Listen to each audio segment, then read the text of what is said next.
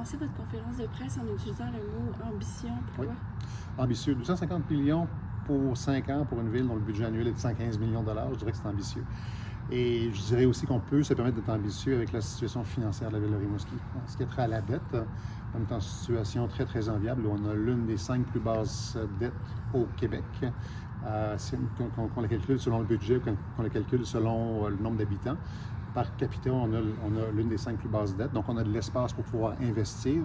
Et on va investir dans les endroits qui vont non seulement aider la ville à pouvoir prendre soin de ses infrastructures, mais aussi à améliorer son attractivité pour les familles qui désirent.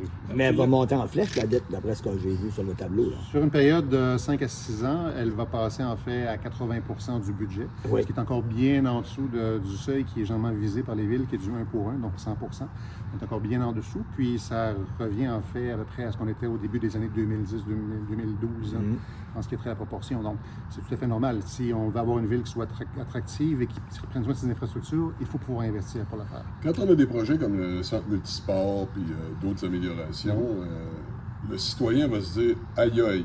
Là, la hausse de la taxe qui s'en vient, ils vont mettre 11 millions ou 15 millions ou 30 millions sur un centre multisport. C'est nous autres qui va payer la facture. Alors, jusqu'à quel point vous donnez... Je peux pas vous donner... C'est sûr que vous ne pouvez pas donner de parfaite garantie. Mais jusqu'à quel point ça pourrait impacter le compte de taxe du citoyen? Bien, dans les faits, ce qu'il faut voir, c'est que la subvention, on recherche une subvention, tout près de 10 millions, c'est le premier point de départ. Et aussi, on a des réserves financières qui vont servir à atténuer l'aspect endettement.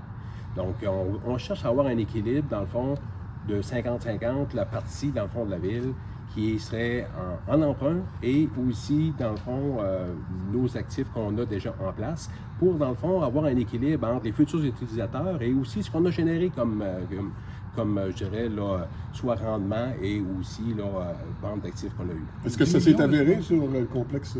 Est-ce que ça s'est avéré avec le complexe des Jardins? Le complexe sportif, à 42 millions, on a emprunté seulement 7,5 millions. Le reste, là, le tiers de la contribution ville était dans le fond des réserves qu'on avait. Donc, on a impacté le moins possible les contribuables. Mais c'est normal que les usagers futurs le payent aussi un peu, dans le fond, cette partie d'investissement-là. Donc, c'est sûr qu'on avait eu la chance d'avoir un 2 tiers de financement subventionné. Donc, ça vient aider beaucoup que lorsqu'on a un investissement important à faire comme ça. 10 millions, l'aide que vous attendez de Québec? De 9,5. Et je vois que peut-être qu'on ne s'attend peut-être pas à de bonnes nouvelles de Québec concernant ça d'ici la fin juin, parce qu'il n'y a pas beaucoup d'investissements. On ne commencerait pas à construire si on a l'aide d'un matin. Je vois rien là-dessus, là, ou presque, là, concernant le multisport. Le multisport, ça a commencé en 2026, en fait.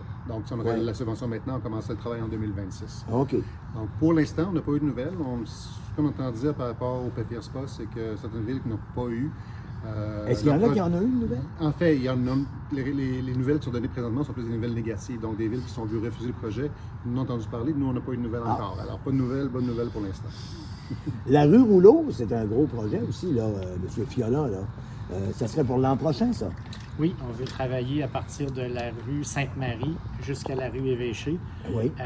Pourquoi on veut faire les travaux l'année prochaine? C'est qu'il faut ajuster notre phasage de travaux avec les futurs travaux de l'hôpital.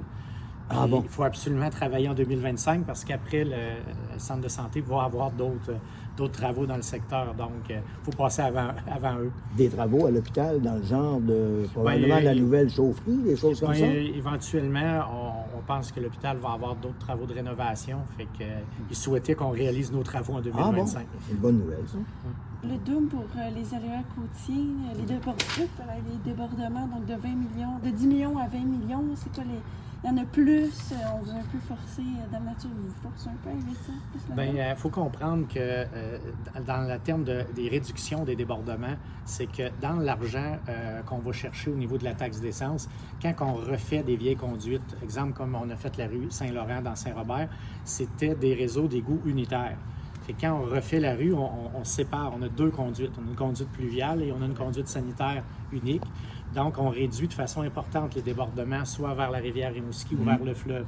Fait que du montant d'investissement prévu en aqueduc-égout, le 34 millions, il y a au moins 20 millions qui va, dans le fond, être utile à faire des réductions de débordement d'égouts sur l'ensemble de la ville. On se rappelle que l'assainissement des eaux au Québec, ça a été conçu temps sec.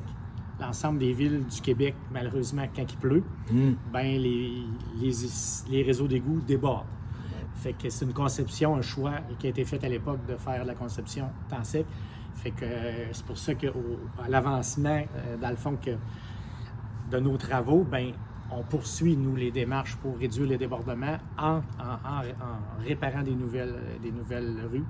On envoie moins d'eau de pluie dans les bassins aussi. Là. On Oui, protège les ben, bassins. définitivement qu'il y a deux effets. C'est qu'un, on réduit le débordement, mais on réduit aussi les eaux qu'on pompe vers les étangs aérés qu'on doit traiter aussi. Oui.